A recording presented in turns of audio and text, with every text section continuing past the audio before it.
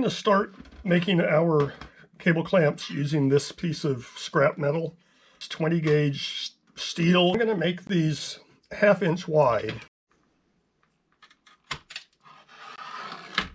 There are any number of ways to cut sheet metal. I'm going to use these shears. Now, as you can see, they end up being pretty crooked or pretty bent. You can deal with that. And the metal gets warped some.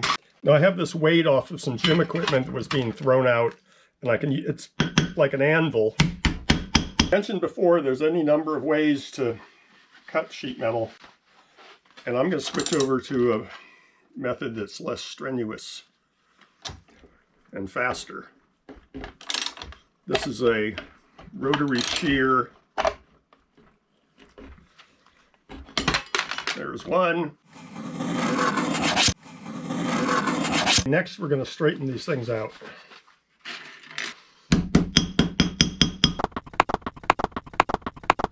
Now these things are pretty sharp, and I need to get rid of that.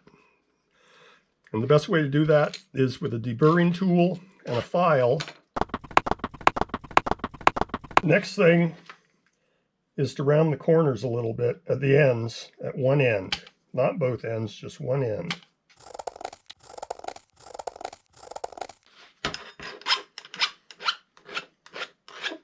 Next thing we have to do is we have to put a hole in each of them on the rounded end.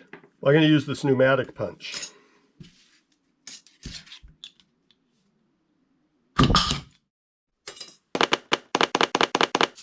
Now that we have holes in them, I need to pretty them up a little bit. I've rubbed them down with some rubbing alcohol to clean off any oil. This liquid is like a gunsmith kind of liquid for blackening steel. Put them in here for 7 minutes, and they'll all be black.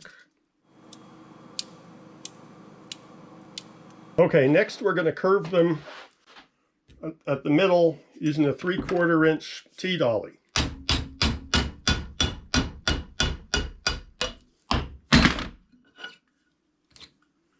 Next thing we're going to do is we're going to mark them 1 inch from the rounded end so we have a place to know where to bend them.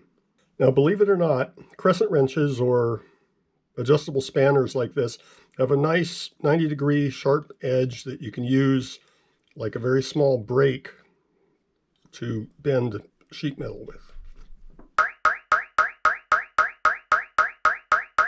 The next step is we're going to bend the other end around the T-dolly.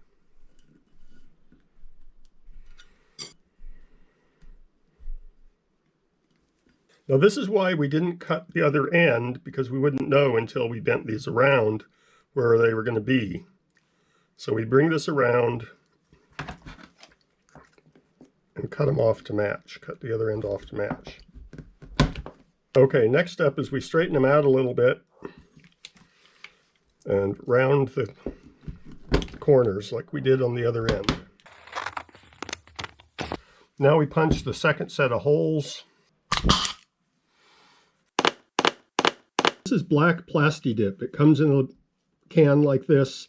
You dip the stuff into it. It's a liquid. You dip it in, take it out, let it drip.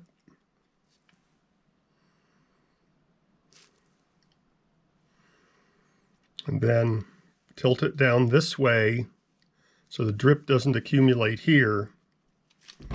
Put it in something to hold it. And put it down to dry. After they dried for a little bit, I put them up on this magnet to finish drying. It's been a couple hours, and they're dry. They're done. So here they are, all done. Thanks for watching.